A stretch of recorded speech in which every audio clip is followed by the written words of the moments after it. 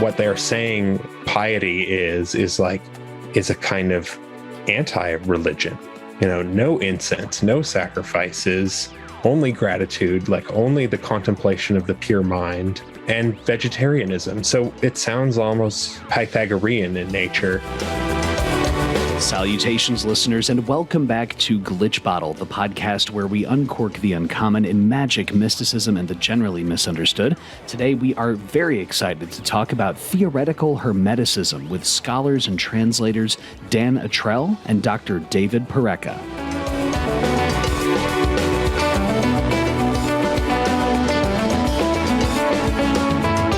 Quid est Deus? What is God? For centuries, ancient and medieval philosophers have wrestled among themselves with all manner of questions regarding the first cause of things, the nature of divinity, and man's role in the created cosmos. In the Latin West, following the collapse of the Roman Empire, whether among pagan philosophers or Christian theologians alike, the answers to such questions were of the utmost importance. Since the late antique period, many of these ideas were ultimately distilled and transmitted not so much by texts known today as practical Hermetica, those astro-magical and theurgical texts like the Picatrix that we're all so familiar with here on the Glitch Bottle podcast, but by what we call theoretical Hermetica, philosophical and theological works attributed to Hermes Trismegistus, among various other ancient sages, whose primary goals were to elucidate the nature and relationship of the one true God and the human soul. These texts were not, as many popular narratives like to imagine, suppressed, ignored, and forgotten by Christians during the Middle Ages. On the contrary, the texts we'll be discussing today were frequently copied, commented upon with numerous glosses, and some were even used as textbooks with which to teach budding university theologians about the conclusions of the ancients in regards to all matters divine. Today, we will be discussing a handful of Hermetic texts that were unique to the Latin world, that is, texts attributed to Hermes with no extant analogs in Greek or Arabic. Chief among these texts are the Latin Asclepius by Pseudo-Apuleius, its 13th century commentary, the Glossae Super Trismegistum, the Book of 24 Philosophers, plus scholastic medieval commentaries, and the De Sex Rerum Principis on the 6 principles of things, all of which stand today as rich repositories of various late antique and medieval Platonic philosophical ideas, in particular, those in the line of Proclus.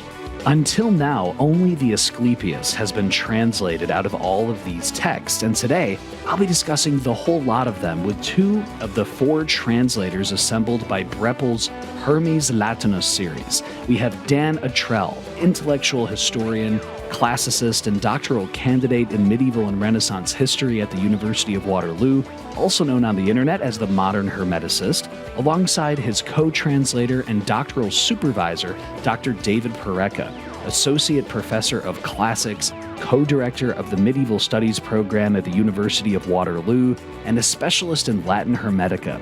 Their upcoming translations for Breppels, along with the help of Brett Bartlett and Mark Delp, who himself is working specifically on the De Sex Rerum Principis, are set to be released to the world near the end of 2022.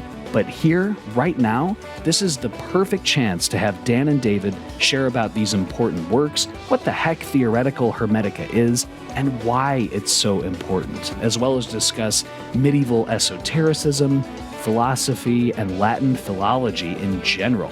And also, as always, thanks to each and every Glitch Bottle patron for your support and excellent questions for Dan Attrell and Dr. David Porreca. The podcast would not be possible without you. And now to help us uncork the uncommon, let's welcome Dan Attrell and Dr. David Porreca.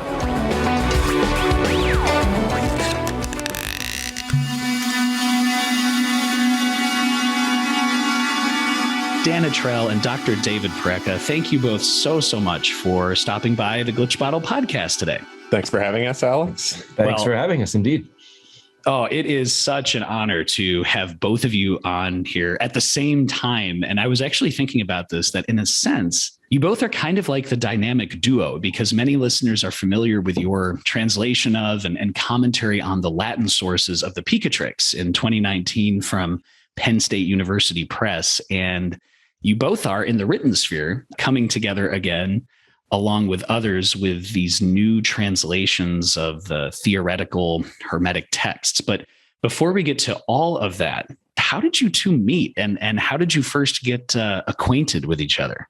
David, do you want to do this or should I do it? Yeah, sure. I can give it a whirl and you can fill in the gaps. Dan started as an MA student at the University of Waterloo in our master's program that at the time was known as Ancient Mediterranean Cultures. And I was his supervisor at that point. And I had hatched in the back of my mind and partially complete at that point the Picatrix translation. But I also was becoming heavily involved in university administration at the time, becoming faculty association president, which sort of put my pace of work, my capacity to keep the pace of the work up, dampened it quite a bit. So Dan was instrumental in sort of kicking me into gear and providing the excuse to actually finish the project. And his contributions were plenty substantial to warrant the full co-authorship. And we've been working together ever since. We have another translation underway for University of Toronto Press as well, which is less involved with esoterica. It's one of Marsilio Ficino's polemical works, Christian polemical works. But more relevant to this podcast is this third project of ours, which is the Hermes Latinus translation. Dan, I don't know if you want to add anything to that. I think that was back in 2011 when we first met. Yeah. And then I spent 2 years studying under you, and then I left for UCLA for 2 years, and then came back to Waterloo years later as a PhD student in the history department. And David is one of my co-supervisors, and we've been working together for the last 4 years, I guess, on various projects almost nonstop. So it's been quite good. We have another partner that we work with, Brett Bartlett, who some of you may be familiar with. He's been like on Encyclopedia Hermetica, and he is our resident, classical guy. He really is good at the classical stuff. And so he's not so interested in medieval Latin. It drives him nuts. Like it literally makes him go crazy. But his help is indispensable, especially on, for example, the Asclepius, which is, of course, a classical Latin work, not a medieval Latin work. And we can get into that later. But he's not here. He's at work. He works on Saturdays, so he couldn't be with us. But I will carry his voice where it becomes relevant.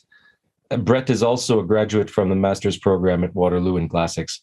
Yes. So that's how all of us got to meet. Yes. And also, Doctor, you know more about Mark Delp than I do. Right. Mark Delp did his PhD at the University of Notre Dame in South Bend, Indiana. And his PhD was on the treatise De Sex Rerum Principiis. He provided a critical edition of that text for the dissertation, and then was involved in producing the published critical edition as part of the Breppel's Hermes Latinus series, along with Paolo Lucentini, who was the founder of the series, the late Paolo Lucentini, I should say.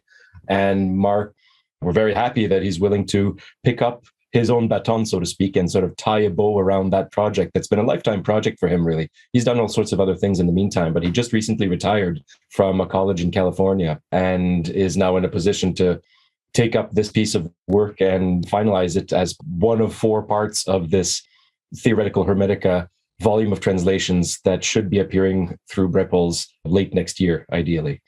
Dr. Porreca, too, something Dan shared about in previous episodes of the podcast is just, kind of his early immersion in esotericism and Hermetica. How did you, Dr. Porreca, first become interested in medieval studies? Is there anything that you can share with us? Yeah, I can. It goes back to a pair of novels by Umberto Eco from the 1980s. The one I read first was Foucault's Pendulum, but I also read The Name of the Rose, which is the more famous of the two. Both of them are works of historical fiction that have to do with the Middle Ages, written by Umberto Eco, the medievalist, who is arguably more famous for his novels than for his scholarship. But he's also the inventor of the entire field of semiotics in philosophy. But those 2 books were catalysts, I would say, in terms of piquing my interest. I was at the time intending to go into planetary astronomy. But the interest that those books elicited in me were sufficient to get me to change my mind on that. And so here we are. And it's just as well, I was hoping to work with Carl Sagan at Cornell, but he passed away the year I would have been doing my master's in science. So I would have missed the boat on that anyway. So it's just as well that fate has turned out this way. The project that you're undertaking, multiple translations with, as you mentioned, Brett Bartlett and Mark Delp. All of this centers, Dr. Porreca and Dan, on theoretical Hermetica. And I know that so many listeners are familiar, of course, with practical Hermetica, but can each of you kind of share your own definition and take on what is theoretical Hermetica and how does it contrast with practical Hermetica?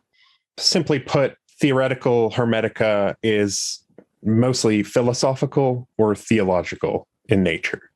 In the case of the Asclepius, we have like a vision of the whole cosmos, a map of kind of everything there is, from the one to the many and the souls in between and the world soul. And we have a description of how the elements operate and a description of the great chain of being, of reincarnation, souls coming back, going into animals or ascending into higher states. We have the famous passage about God making. Why is it that humans have the ability to essentially create gods, or at least create the images of gods, to channel the gods in the intellectual world? And then we also have the Lament of Hermes, which I think probably most people are familiar with, the story about the end of paganism, essentially, in Egypt, and what kind of ramifications that would have on the cosmos that is Egypt.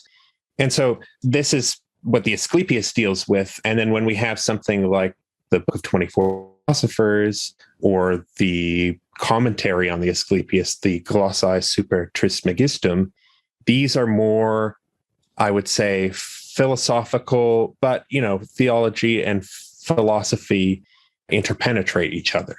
So these are more scholastic in nature, and they are intended to provide, at least the Book of 24 Philosophers provides aphorisms about what is God.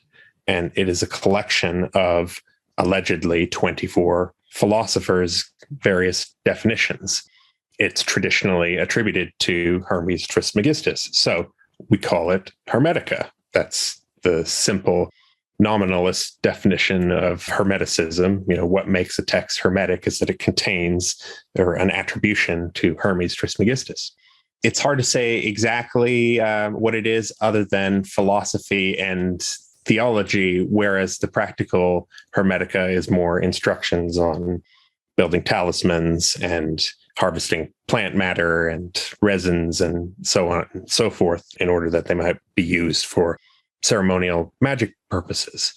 David, I don't know if you wanted to add anything to that. Yeah, I can add something in the sense that the manner in which the two groups of texts have been transmitted is also quite distinct, in that the vast majority, if not all, of the theoretical Hermetica arrived in the Western tradition via Arabic, as compared to the theoretical material that survives through the Latin and Western tradition itself. The Asclepius, the text, was written in Greek in the 1st or 2nd century AD and translated into Latin sometime in the 4th century, and survives in numerous manuscripts, the oldest of which is from the early 9th century. The Book of 24 Philosophers appears on the scene in the 12th century, but seems to be a collection of garbled, late antique theorizing about divinity, as Dan was describing. And the Book of Six Principles, the Liber de Sex Rerum Principiis, is also the product of the 12th century and has no real antecedents to it prior to that, other than quoting from ancient materials. But so these works are circulating separately from the theoretical Hermetica, and what they have in common is the attribution to Hermes and not much else. And lots of manuscripts. Mm-hmm. For the Asclepius, there's lots of manuscripts. That one almost qualifies as a medieval bestseller by virtue of having no fewer than 78 extant versions of it from the Middle Ages, as compared to the Book of Six Principles that has far fewer. The Book of 24 Philosophers has maybe 6 witnesses. So those ones were much more obscure and didn't circulate nearly as much. And in fact, there's even one copy of the Book of 24 Philosophers that is kind of scratched out, where the text, some later reader saw fit to X out that text in the manuscript, not destroy it, but merely put large sort of clear crosses over it. You can still read the text. So it's just long, straight lines that make a big X across the column of text, as if to say, you probably shouldn't read this, but I'm not going to rip it up, is the impression it gives. And there's no way of attributing intentionality beyond that to whatever that person did. And it's hard to tell when that was done too, because it's simply lines. You can't identify the date of them, but it's ink. It seems it's not a ballpoint pen, let's put it that way. One of the reasons that, the Asclepius survives in so many manuscripts is because, of course, the church fathers mentioned it and commented on it. Doctor, do you want to touch on that? Oh, I can happily. So Book 8 of St. Augustine's City of God contains an extensive multiple-page quotation from the Asclepius, precisely those bits that you were mentioning earlier, Dan, regarding the infusion of spirits into statues to make them foretell the future, as well as what's known as the Lament of Egypt that you mentioned, the Lament of Hermes. Augustine quotes those things in extenso in order to refute and critique them. And you also get a Latin author and close successor as Bishop of Carthage to Augustine in the name of Quod Vult Deus. Now, that individual's works circulated under the name of Augustine during the Middle Ages. Everyone thought that those writings actually belonged to Augustine. And this Quod Vult Deus mentions the Asclepius and quotes brief fragments of it, but in a very positive light, painting Hermes essentially as a pagan foreteller of Christian Trinitarianism. And so to the eyes of the medieval readers, you have St. Augustine, the critic of Hermes in the City of God, and a pseudo-Augustine, but they thought it was authentic, who was quite charitable toward this same Hermes character. So people didn't know what to do with this text. So there's an ambiguity, but there's enough positivity there that it was used fairly extensively to the point of having 78 different copies. For comparison's sake, St. Augustine's City of God, for example, survives in 800 manuscripts, which is the true bestseller of the Middle Ages. There probably only the Bible has more copies floating around. So in that sense, it's quite an important text in terms of having seen many different readers throughout the Middle Ages, and many authors quote from it, sometimes critically because they only saw the City of God critiques, some of them more charitably because they paid more attention to the pseudo-Augustine Quod Vult Deus material. So there's this ambivalence about the text that makes it remain interesting to the extent that a very dense set of glosses was applied to it, proving, first of all, that it was used for teaching. And the density of the glosses are such that it would have been a monumental work of commentary had it survived complete. As it is, and I'm talking here about the Glosae Super Trismegistum, that's part of our translation project. It comments on the first 4 of the 41 paragraphs of the Asclepius. And that commentary on those 4 initial paragraphs spans 94 pages of printed Latin. Had the whole thing survived, we'd be talking about 900 to 1,000 pages of text. But as it is, it cuts off mid-sentence, and the rest of it is who knows where. It's gone, it's lost. That being said, the fact that there is only one such commentary suggests that it was used in the classroom, but perhaps not extensively. Other manuscripts of the Asclepius do have marginal notes of varying density, which also represent sort of minor scale commentaries on the text and also prove that it was used in the classroom. But like I said, it was probably not very extensively used, but for a text like this one, it's remarkable that it was used at all, considering these statue making passages in it. And those are the portions of the Asclepius that overlap most closely with the practical Hermetica that we've been talking about. But it's a minor component of the whole thing, but it's there nevertheless. And we can also refer, in a sense, notionally, the theoretical Hermetica provide, to some extent, a theoretical underpinning for the functioning of the practical Hermetica in terms of the hierarchy of being that Dan was mentioning and so on. But those concepts are not exclusive to quote unquote Hermeticism either. It's a very Platonic conceptually as a body of work. But each of these texts, the only thing they truly have in common is the attribution to Hermes. There's not a lot that is fully consonant between them because they do circulate independently and unawares of each other, it seems. And that's what I mean by their separate texts. We're bringing them together in one volume because they're all attributed to Hermes, but they don't share that much in common. And only certain portions provide some measure of theoretical background to the practical Hermetica that your listenership is familiar with.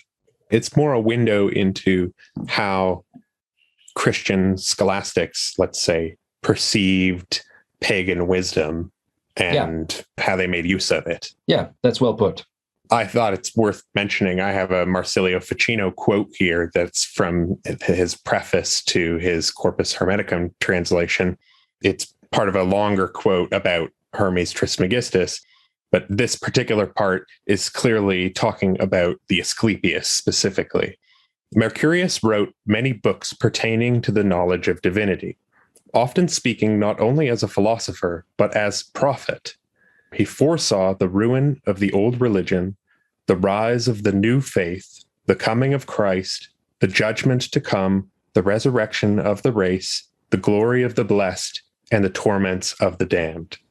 So right there, you have a kind of time capsule of why Marsilio Ficino thought Mercurius was a kind of prophet, because there were so many things in common between Christian religion and Hermetic teachings that he thought somehow he was endowed with this logos, and which allowed him to see all of the truths that Christianity later revealed. And so that's really why Hermes became such an important figure well before Ficino, also in the 12th century, when a lot of prophets were popping up, all kinds of different prophets, including Virgil, Merlin, and Joachim of Fior, and Aquilonius, and these different figures who were, some were Christian, but some were of more murky origins. And that was a way that medieval Christians helped to legitimize their faith, was to say that, even the wise men among the pagans can discern the truths of Christianity. And they tried to warn people in riddles or in these obscure sentences, things like we get in the book of 24 philosophers. And then that paved the way for the one true religion. That's really how these texts are being used. When you were looking at all of these texts, and Dr. Porreca, you mentioned as well, many manuscripts in some of these texts, what was the need to translate these texts specifically?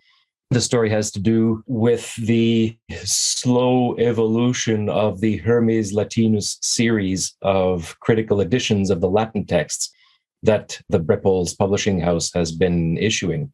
The founder of the series, Professor Paolo Lucentini from Naples, passed away in 2011, and that he was the sort of guiding light of the entire project. It took a few years for the press to sort of elicit interest from scholars to resurrect the series. And just last year, actually, I'm going to check what date it was published, but the Asclepius itself has seen 2019, the same year our Picatrix came out.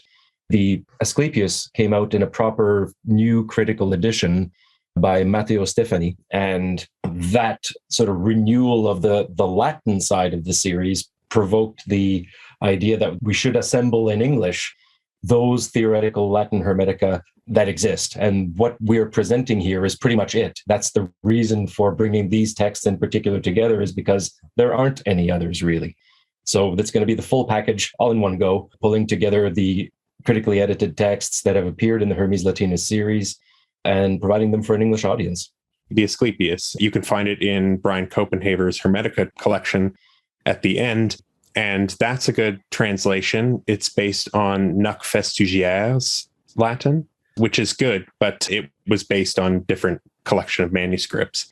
I think the new edition collates more manuscripts. The differences aren't huge, but it's a difference of perspectives, I suppose you could say. And then I think it had also been translated by G.R.S. Mead, but in a very fragmentary form, like just the introduction. It wasn't the full text. And there may have been other translators of it. They're not off the top of my head. But the main reason we're doing it is because Brepols is putting together the project, and they need a new Latin edition that speaks to the new Lucentini edition. They need a new English version that reflects the changes that Matteo Stefani, the editor, has applied to the text by, in fact, collating not just more manuscripts, but all the manuscripts, essentially. So it's a brand new text. Like Dan was saying, it hasn't changed a whole lot, but it has changed enough to warrant a new publication of the Latin, but also a pulling together of these theoretical Hermetic texts under one roof, in one volume, by those people who have worked most closely with them over the years. I should add that there's a French translation, the Noc Festugière edition of the Asclepius comes with a French translation as well, which we consulted along the way in order to help disentangle ambiguous passages, just to see what they thought it meant and to triangulate with our take on the text as well. Yeah, though they evidently took a lot of liberties, which not all of which we were okay with. And that's really where, the rubber hits the road translation-wise. There are certain expressions, Latin expressions, that are ambiguous and that can afford to remain ambiguous in French, but English doesn't allow for the same kind of ambiguity in those particular instances, and that's where we had to make difficult choices. To that point, we have a listener question for you both from Joshua, who is asking, do each of these texts present the same quote-unquote medieval worldview, unquote, or are there variations in each of these texts? I feel like the Asclepius deals more with how God, or the One, manifests himself in the world, whereas the Book of 24 Philosophers, which of course is written some 1,000 years later, reflects more an interest in God in and of himself. So there's this clear difference between a kind of pagan worldview that produced the Asclepius and the Christian scholastic worldview that produced the Book of 24 Philosophers. Just to give somebody a taste of what the kind of content you get in the Book of 24 Philosophers is, it's stuff like God is an infinite sphere whose center is everywhere and circumference is nowhere. God is mind generating speech, maintaining continuation. God is that than which nothing better can be conceived. God is the one compared to whom substance is accident and accident is nothing. So these abstract philosophical definitions that, if you're familiar with the jargon of scholasticism, essentially, of the Latin schoolmen in the Middle Ages, then it makes sense, right? But the thing is that these are also slightly garbled. A lot of these aphorisms draw on earlier sources. So, for example, this one that I mentioned, God is an infinite sphere whose center is everywhere, circumference nowhere. That is attributed to Hermes Trismegistus in some cases and to Parmenides in other cases. And another one that is very popular is God is a monad begetting a monad, reflecting a single brightness in himself. So this is a definition of the Trinity, of course, and it is traditionally attributed to Hermes. So this is one of the ways in which Hermes predicted or foresaw or understood in his mind's eye the nature of the Trinity long before he had been exposed to, the Bible or Christian missionaries or anything like that. So, I think the main difference is that one is a scholastic text, whereas the other one is more of an initiatic religious text that has some philosophical contents. I would add to that the Asclepius is a text that was written very much in a polytheistic context, but with monotheizing tendencies. And it's those tendencies that later authors picked up on and felt that made Hermes and this text in particular relevant to understanding Christianity because of those kinds of insights. By comparison, the Book of 24 Philosophers is strictly monotheistic and is, as Dan mentioned, largely the product of a medieval scholastic environment.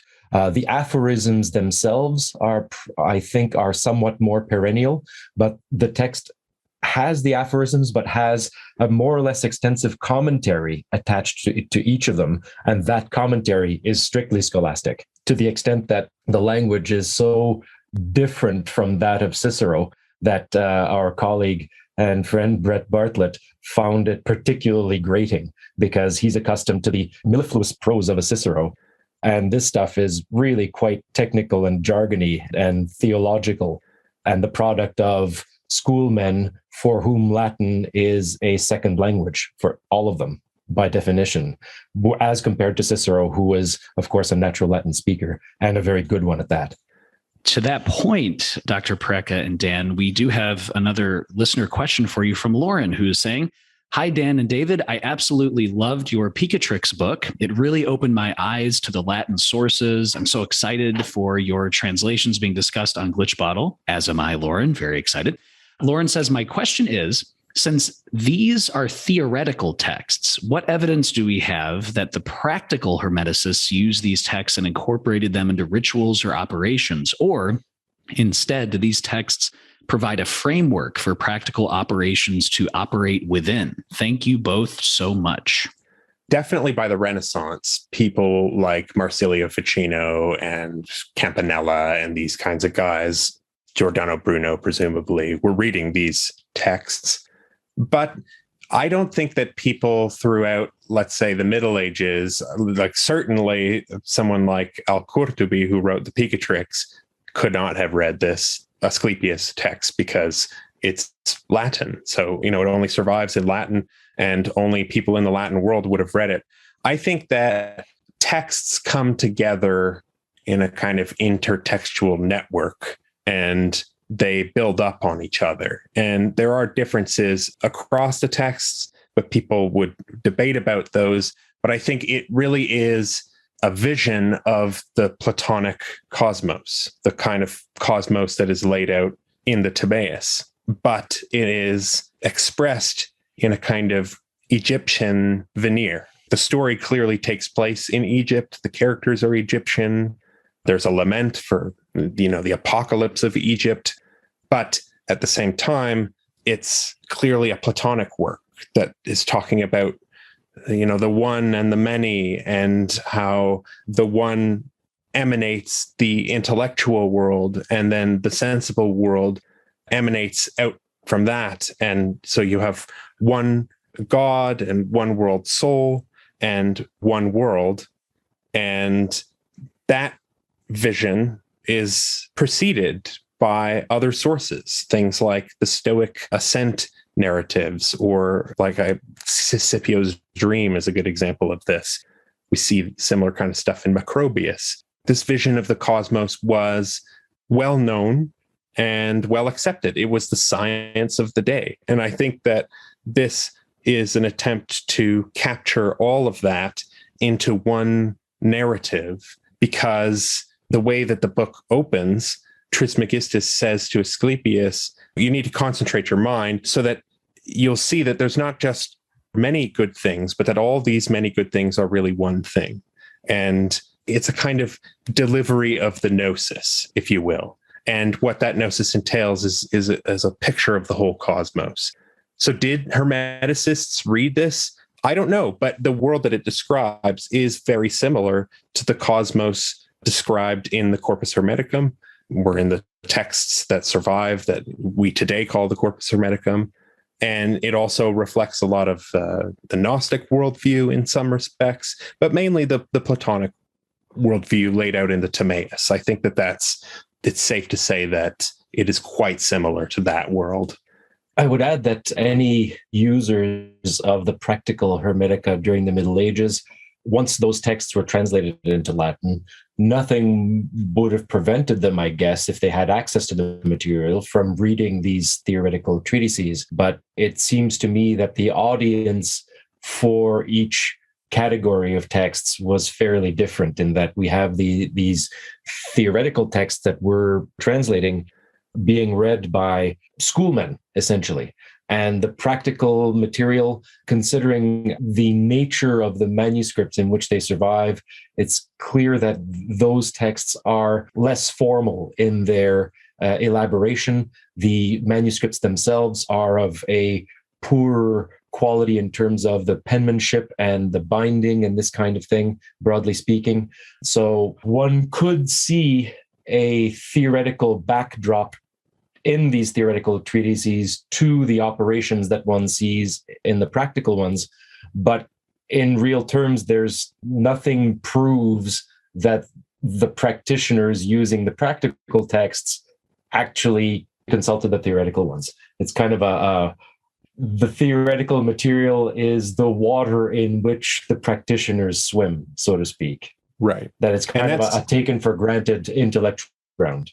And that's in the Middle Ages. When we get into the Renaissance, things get a little bit clearer. Like, we know for a fact that Ficino read the Asclepius and knew about these passages about the animation of statues. And that's actually ties into his 3 books on life and the Apologia that he wrote at the end of it. How people are familiar, like a lot of schoolmen and high-ranking church officials, they are familiar with this text, and they're thinking, why are you so gung-ho about this Hermes figure who's a sorcerer, who talks about drawing down spirits demons into images?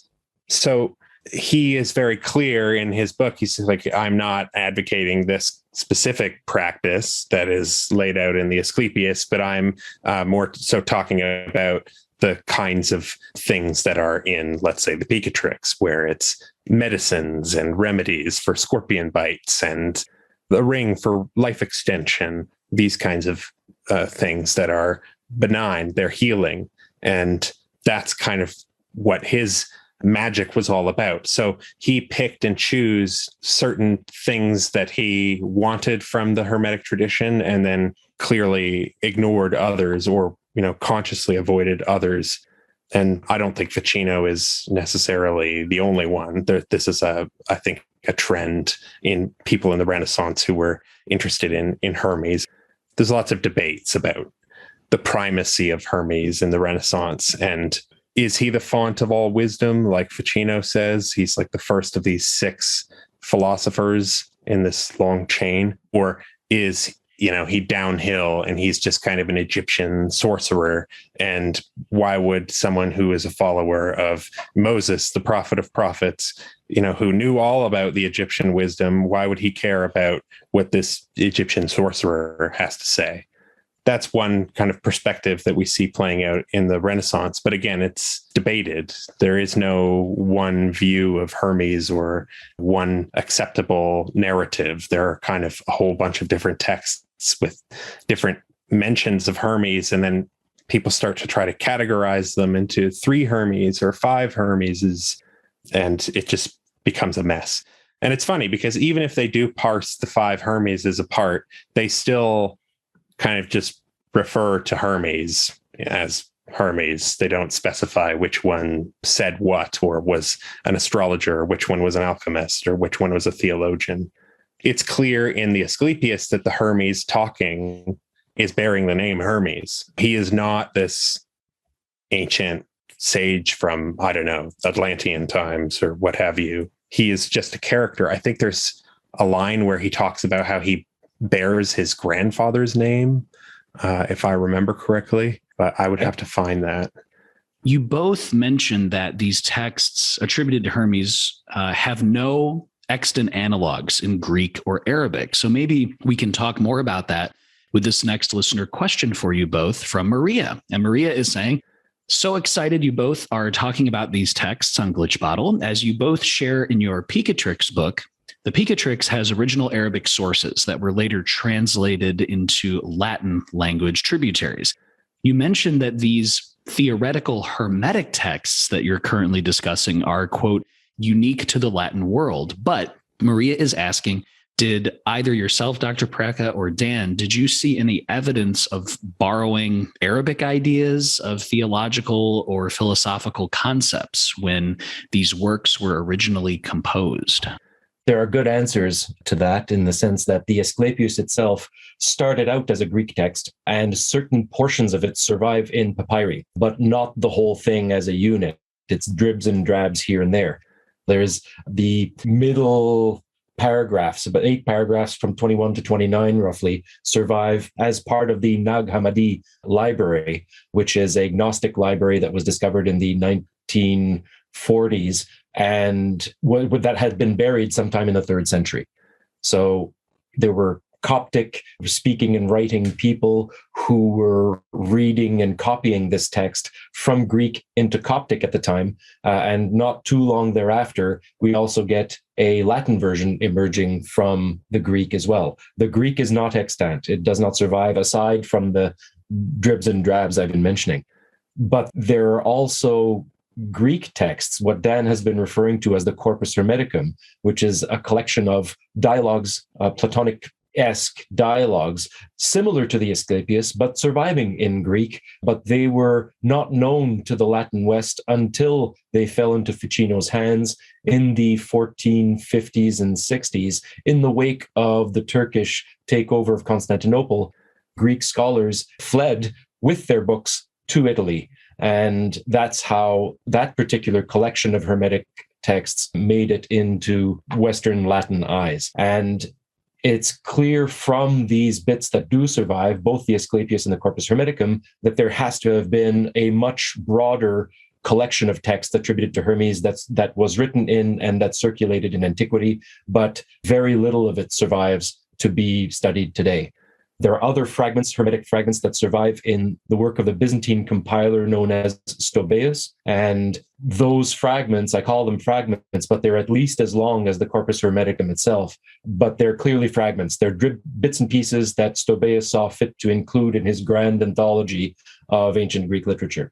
There are also other testimonies to Hermes that survive in various church fathers, the writings of various church fathers, more or less extensive in terms of length. Cyril of Alexandria is one of those who quotes extensive portions from Hermetic texts, Clement of Alexandria as well. And what's really interesting is that of the evidence we have from antiquity, just about all of the authors who know of or cite Hermes are all North African. There's next to no exception, which seems to make this ancient Hermeticism a North African phenomenon, which ties well with the Egyptianizing veneer that is given to these texts in terms of the other characters in addition to Hermes are, well, Asclepius in that particular dialogue, but also 2 other Hermetic disciples in this dialogue fiction that's being presented to us, one by the name of Ammon and the other by the name of Tat.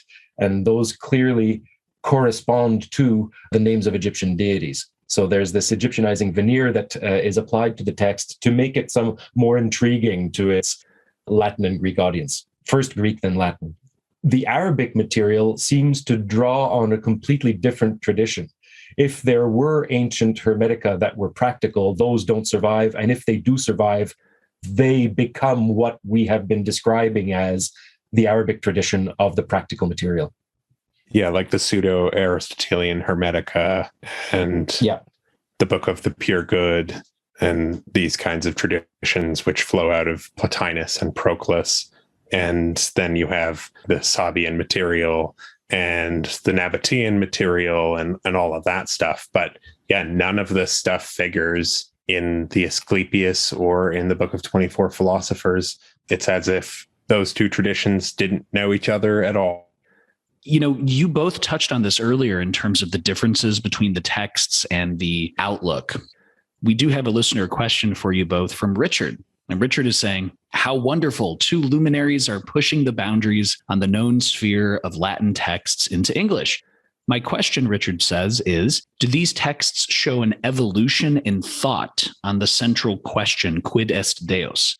Does the emphasis change over time on this question, or are the resounding themes pretty consistent? So for this question, we'd have to ask Like, are we talking about just the Book of 24 Philosophers, which is dealing with this specific question, or are we talking about all the works? Because again, as we mentioned, they're not terribly connected other than the fact that they're both attributed to Hermes. I would say in the Book of 24 Philosophers, you don't really see an evolution so much as you just see a great variety, many possible definitions of God, and then little commentaries as to what those definitions are. So one would be, God is that from which whatever is without partition, that through which whatever is without variation, that in which what is without mixture.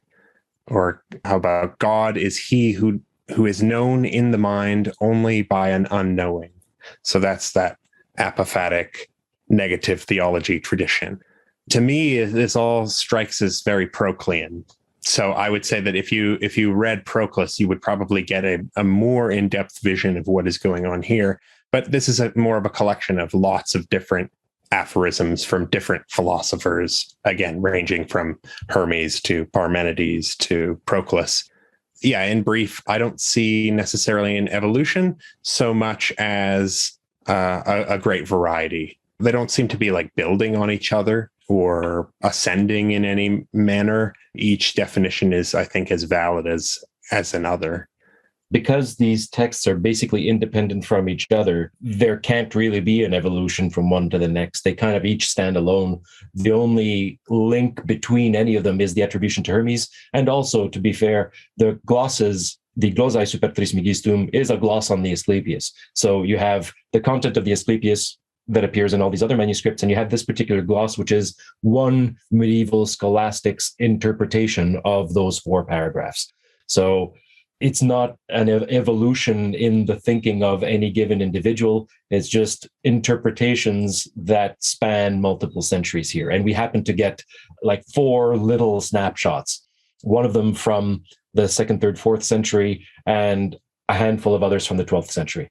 The Book of 24 Philosophers is described as a sort of garbled condensation of certain portions of Proclus, and Dan's description matches that interpretation quite neatly, in that there have been 2 prominent editors of the Latin text, François Udry and Paolo Lucentini, and I forget which one posits an late antique Alexandrian origin to these texts, which would be consonant with what Proclus would have thought.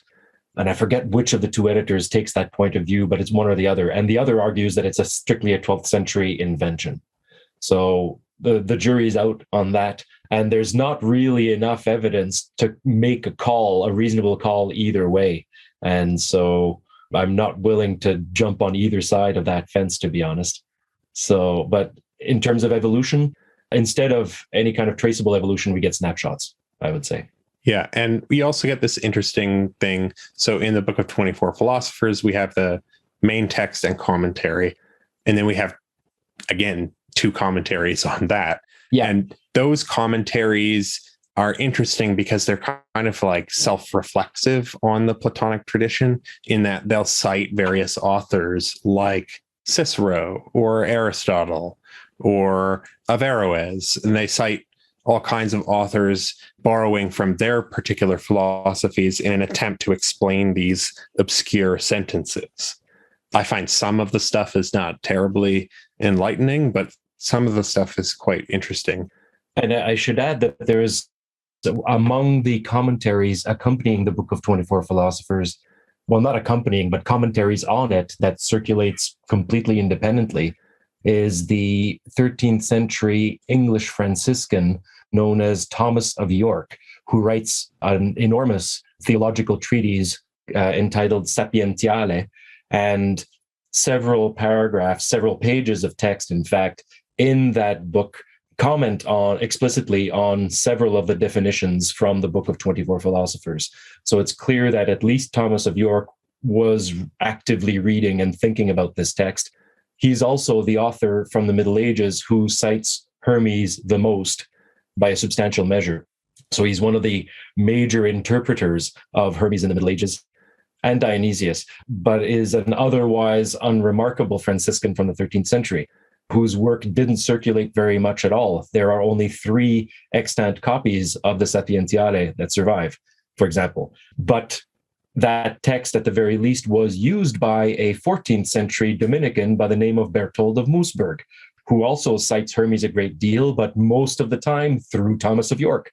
So once again, we're in the presence of snapshots of interpretation that span multiple centuries. And it's hard to speak of an evolution when you have only single iterations and instances of interpretation.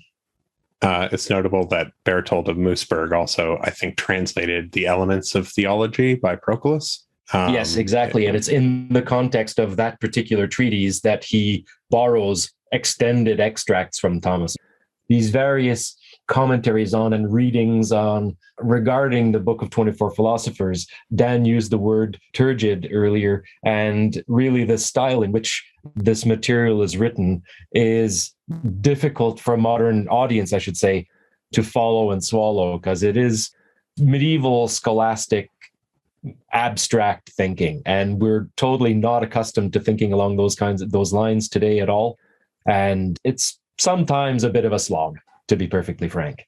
So given this excellent context that you both are providing, many listeners of the podcasts are out there who perhaps practice practical Hermeticism or perhaps ceremonial magic. And they're hearing, okay, these texts, the theoretical and the practical, didn't, circulate together for the most part, but they might still be wondering, but what can I take away from this excellent theoretical framework on a practical level, even though it didn't circulate together? And to that point, we have a listener question for both of you from Callie. And Callie is asking and saying, I love poring over newly translated source works, and so I cannot wait to get my hands on a copy of your upcoming book. And Callie is asking, my question is, as a practicing magician, what should I take away from these texts? Or rather, how should these texts inform my practice of medieval grimoire magical texts? I think probably the text for you out of this collection then is the Asclepius. Yeah. And particularly the passages that became popular throughout history for a lot of practicing magicians was the sections on God making.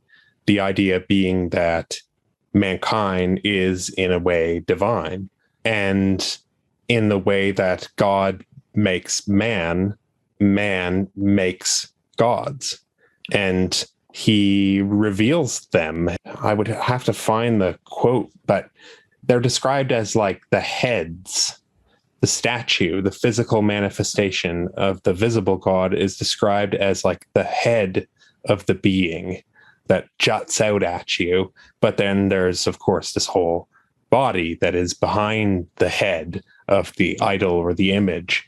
And I think that practical magicians would get the most out of reading these passages carefully, because they are not necessarily the same as talismanic magic, but there are certain precursors, I guess you could say, to talismanic magic in these practices, and certain similarities, especially on a cosmological level, like how this is all thought to play out in the metaphysical guts of the operations.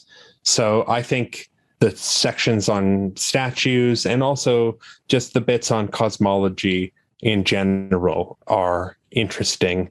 And likewise, it's just an interesting read from the perspective of the history of esotericism, in the sense of this didactic hiding and revealing that is going on between the master Hermes and his students who are listening to his dialogue.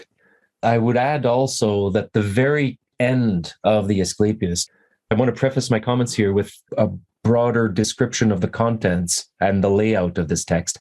It's presented as a dialogue between Hermes, the master, and 3 disciples, the principal interlocutor of whom is Asclepius.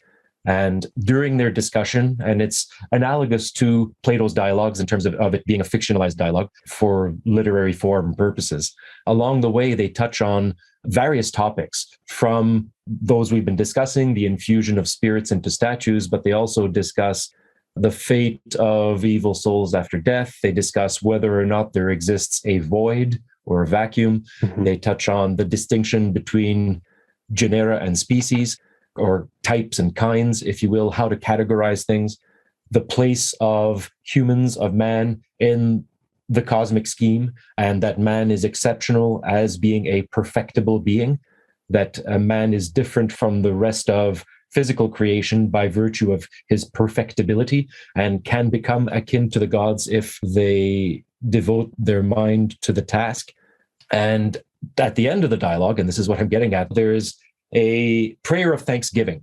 And that is one of the sections of the text that also survives in an early version in Greek. A 1st century AD papyrus contains that particular text, in addition to it appearing in the Asclepius. That's another bit that I would pay attention to, because in these kinds of operations, I suspect that an attitude of gratitude toward existence, broadly speaking, is more likely to lead to success than otherwise. Yeah. So I would pay attention to the prayer of thanksgiving as well. I wanted to expand on that because that is something that is quite a wrench in the spokes of the practical Hermetic tradition.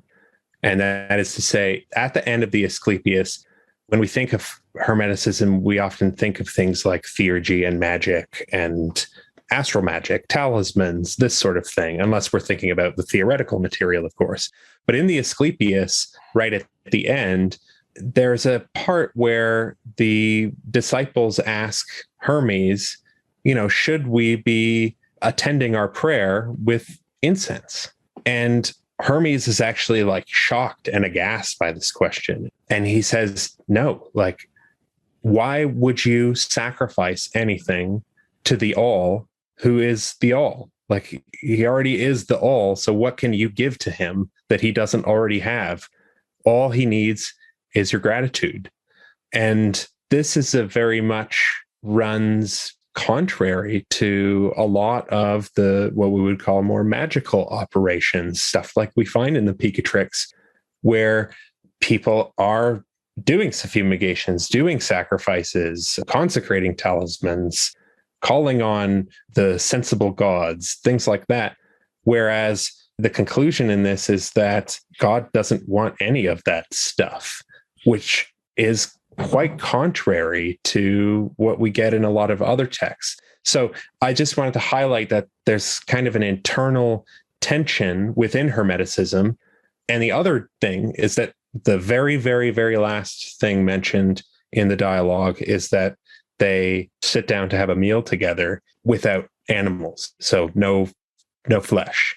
And I feel like that is probably quite an important aspect of this, that, what they're saying piety is a kind of anti-religion, no incense, no sacrifices, only gratitude, like only the contemplation of the pure mind, and vegetarianism. So it sounds almost Pythagorean in nature, but that is the nature of this Hermetic text. And it clashes quite significantly with what we would find in other traditional Hermetic magical practices. This actually leads Dr. Porreca and Dan to a question that I know we've discussed, Dan, before, especially when tackling, big projects, translation projects. But could both of you share a little bit about what were some beliefs or perhaps academic assumptions or otherwise that you both might have had before you were going into this translation project with the rest of your colleagues that maybe were changed or challenged on the other side? Or what were some of the main surprises that you might have both had coming into this project, or unexpected twists and turns of translating? Or is there anything that changed or that was unexpected from before you started to where you are now?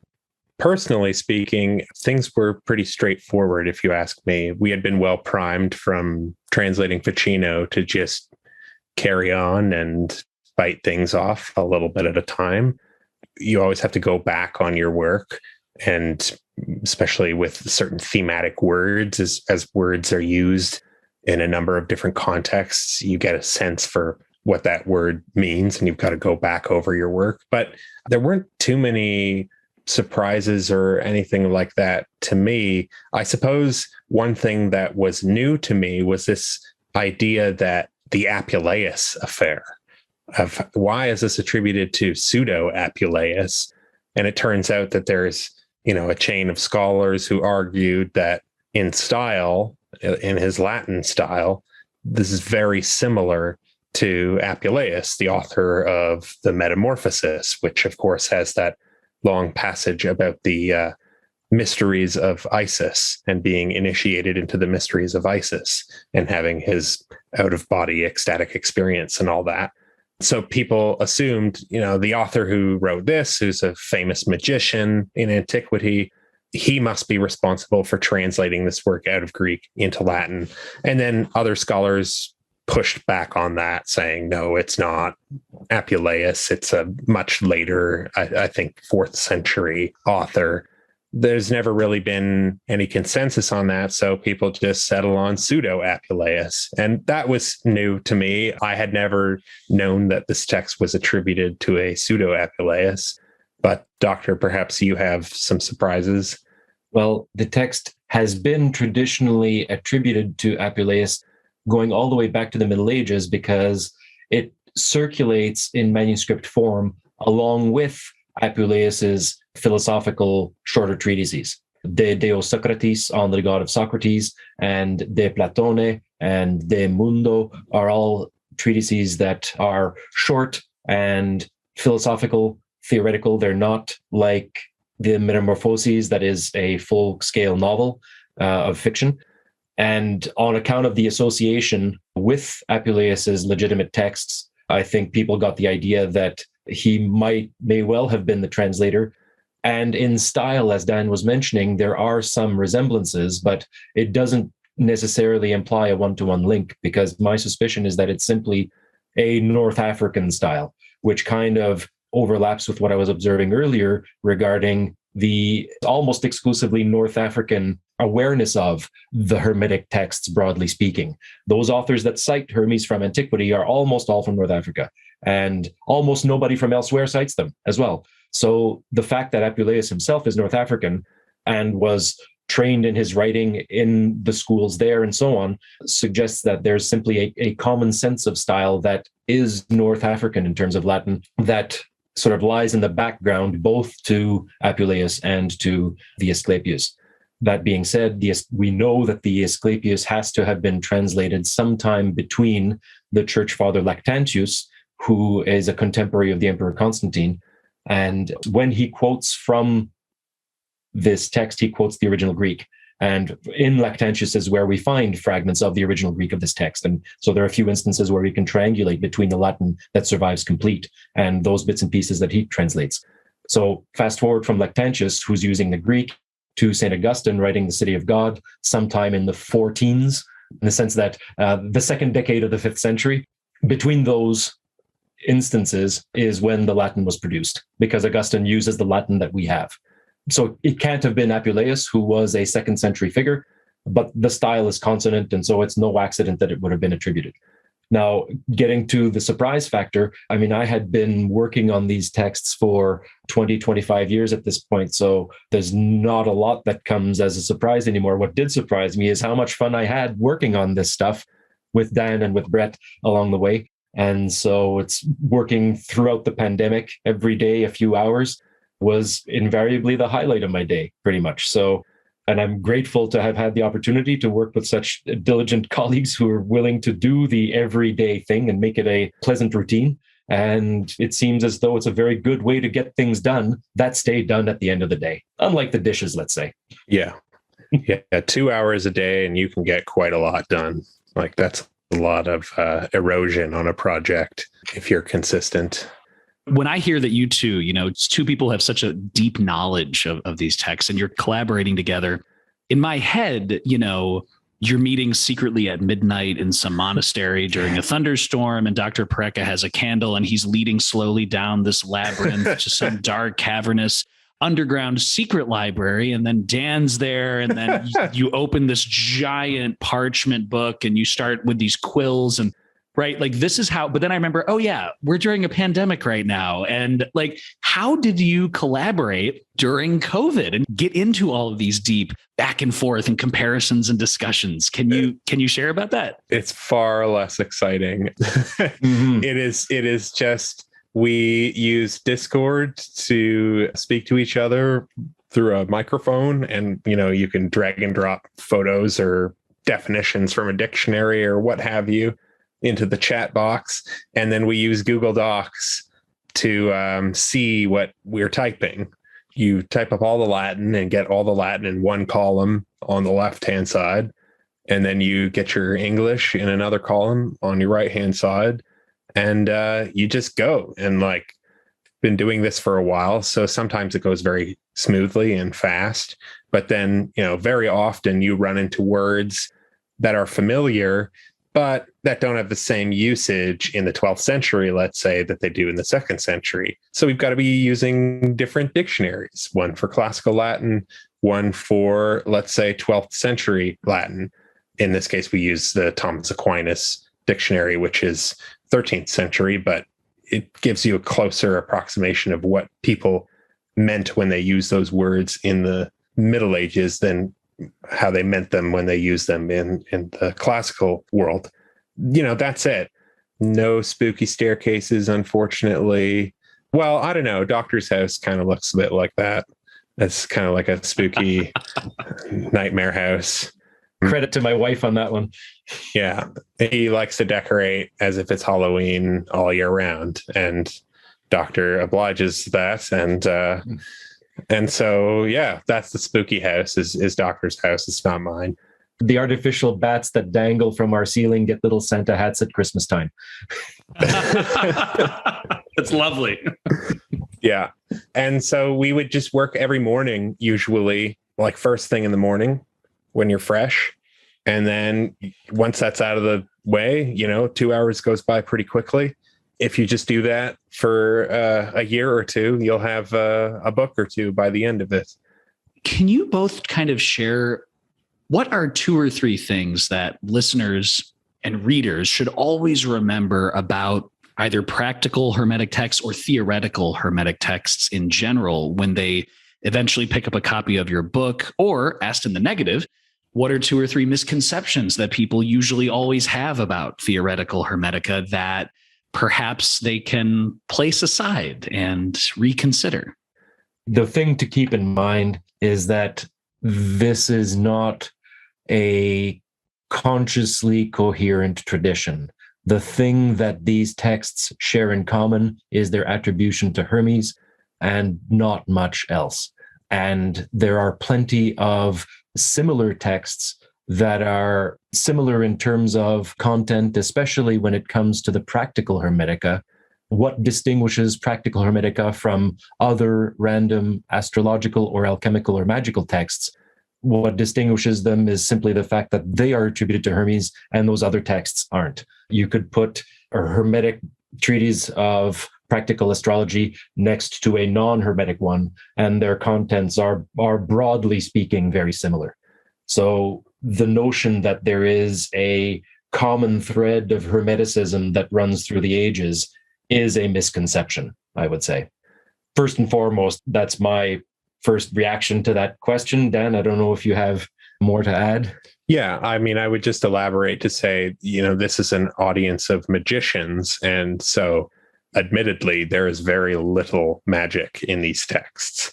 I would say read them as a person interested in ancient religion, in medieval philosophy, but don't read them necessarily as a person trying to get any kind of ritual instructions or knowledge on how to improve your spiritual practice necessarily.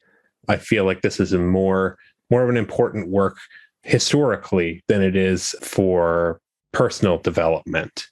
So I think that that's probably a good caveat. Dr. Porreca and Dan, can you share with us about, as you mentioned, 2022, later in 2022 is when people will likely be able to get a copy in their hands, but where can people stay tuned for details on the book, or, if they can pre-order or perhaps check things out later on? Is there any information that you'd like to share? Well, the book is being published by Breppels, so I would assume that they will be advertising for it. I would expect to see it out at a best guess at the very end of 2022 or the beginning of 2023. I don't know about any pre-ordering because it's just too early in the process, but I think we have to have things submitted by the summer, and then they'll undergo the peer review process, and then they'll be published and available to people. And that'll be just another work in the great collection of Hermetic texts that we have. So, the way I like to think of it is you've got Brian Copenhaver's Hermetica, which is great, the Corpus Hermeticum. And then you've got the Hermetica 2 by Litwa, which has the Stobaean fragments and all kinds of extra fragments. And then we'll have this collection as well on top of that. So then that'll be a handful yet again of more texts attributed to Hermes. So that'll kind of like tie up everything nicely with a bow, I think.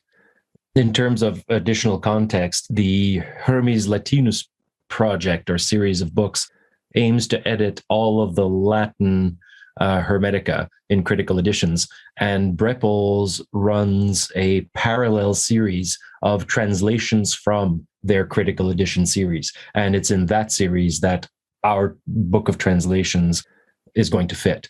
So that's the sort of broader publication context of this book and how it'll appear. Like, as Dan said, our deadline is August of next year. We're also in charge of translating from Italian into English the introduction that Matteo Stefani is writing that's going to cover the theoretical material relating to the Asclepius in particular. It's going to be penned in Italian, and we're translating it into English, and as well as providing our own sort of translator's notes to the introduction as well.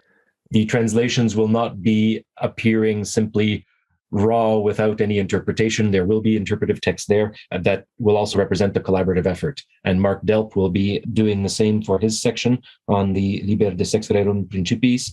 So it should make for a decent package altogether.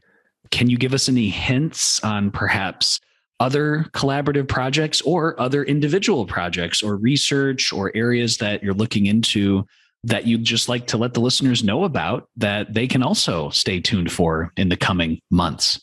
So in the meantime, I've been working on, and we actually started this before the Asclepius, but shifted over from this project. The author I'm working on is a 16th century Franciscan Kabbalist named Arcangelo of Borgo Novo. And he wrote a scholarly defense of Pico della Mirandola's Kabbalistic theses. So Pico della Mirandola was excommunicated for 13 of his 900 theses. And one of the guys responsible for excommunicating him was a Dominican named Pedro Garcia. And so Arcangelo writes a defense against Pedro Garcia in defense of Pico and explaining his rather small and not very detailed sentences, his thoughts on Kabbalah, and he expands them like quite elaborately. This is a big book. It's something like 400, 500 pages. So that's what I'm working on right now. I'm just in the process of transcribing it, and the text is printed, which makes it a lot easier to read than manuscript, but it's still kind of blotchy and it's riddled with abbreviations, not all of which are immediately apparent. A lot of them I learned in Dr. Porreca's paleography class. And so, a lot of them I just have down, and when I read them, my brain just fills in the gaps. But there are a few that I don't fully know, and I've got to look them up. But yeah, so that's interesting. Just a Christian Kabbalah from the 16th century, very analogous to the kinds of stuff that you read in Agrippa's 3 books of occult philosophy, because contemporaneous, first off. And second of all, they're both rooted in Francesco Giorgi's De Harmonia Mundi, which is a very important work of Christian Kabbalah that came in the, following Pico's time. And that's a common source for both Agrippa and for Reuchlin, I believe, also inspired it. And so you get this whole chain of Christian Kabbalists from Pico to Reuchlin to Francesco Giorgi to Arcangelo of Borgonovo. So that's kind of what I'm working on right now in the meantime. And this is a project that I started with Dr. Porreca and with Brett. We started translating the Apologia before we moved over to the Asclepius, because we were just fresh from doing Marsilio Ficino and translating his biblical polemics, basically, which are not exactly Kabbalistic, but engage in invectives against Talmudists and things like that. So I've been trying to work on my Hebrew, and that's been kind of an interesting journey. I also started working on Arabic a little bit more, so both Hebrew and Arabic at the same time. And that's more or less what's going on with me. I don't know about you, Doctor, if you have any side projects. Well, the one side project that we also collaborated on, and we're still sort of fishing around for a publisher for it, is a 16th century astrologically themed board game that was designed by one William Fulk of the University of Cambridge. And it presents the astrological answer to chess, where each player plays on a 3-foot diameter circular board that represents the zodiac, each of the 7 planets and their various astrological dignities and so on. And by moving the planets around the board, you create angles of interaction between the planets whereby the pieces can take each other and that kind of thing. So it was a board game designed to teach university medical students the art of astrology, and it does a pretty good job of it. And the same author did the equivalent, but for geometry, 2-dimensional and 3-dimensional geometry. We've translated, the three of us, Brett, Dan, and myself, the astrology game, and we are poised to undertake the geometry one once we find a place to publish this stuff. We have a few feelers out, but we're still waiting to hear back. Anything else that you'd like to leave the listeners with? Well, there's one tidbit that we haven't mentioned at all, is that in addition to the Corpus Hermeticum that survives in Greek that landed in the hands of Marsilio Ficino, in addition to the Asclepius, in addition to the other treatises we are translating, in addition to the Stobaeus fragments and all the rest, there is also an Armenian text attributed to Hermes that dates to the early 6th century and that survives. There's an English translation of it by Jean-Pierre Mahé, a French scholar based in Paris. So that kind of completes the picture in terms of what we know of ancient Hermetica, because the Armenian culture saw a substantial flourishing right around that time, which is when this text was copied. It is thematically consistent with the rest of the Hermetic treatises and represents another kind of branch of ancient Hermetica that is somewhat understudied, considering the linguistic challenge. There are fewer people who know ancient Armenian than those who know Latin or ancient Greek. So we're fortunate that Professor Mahé has done the work he has on this. He's the discoverer of the text in the first place, pretty much, or the one who at least brought it to a Western audience for the first time, because there were a couple of Russian publications about it back in the 50s. But just in order to provide you with the complete picture, there's also this Armenian material that's out there. Wonderful collaboration, wonderful partnership. Dan Attrell, intellectual historian, classicist, and doctoral candidate in medieval and Renaissance history at the University of Waterloo, also known as the Modern Hermeticist, of course, along with his co-translator and doctoral supervisor, Dr. David Porreca, who is Associate Professor of Classics and co-director of the Medieval Studies program at the University of Waterloo and a specialist in Latin Hermetica. Dan and Dr. Porreca, just thank you both so much for sharing your time and your wisdom on the podcast today. Thanks for having us, Alex. It's always a pleasure. Very much so. It's been a pleasure.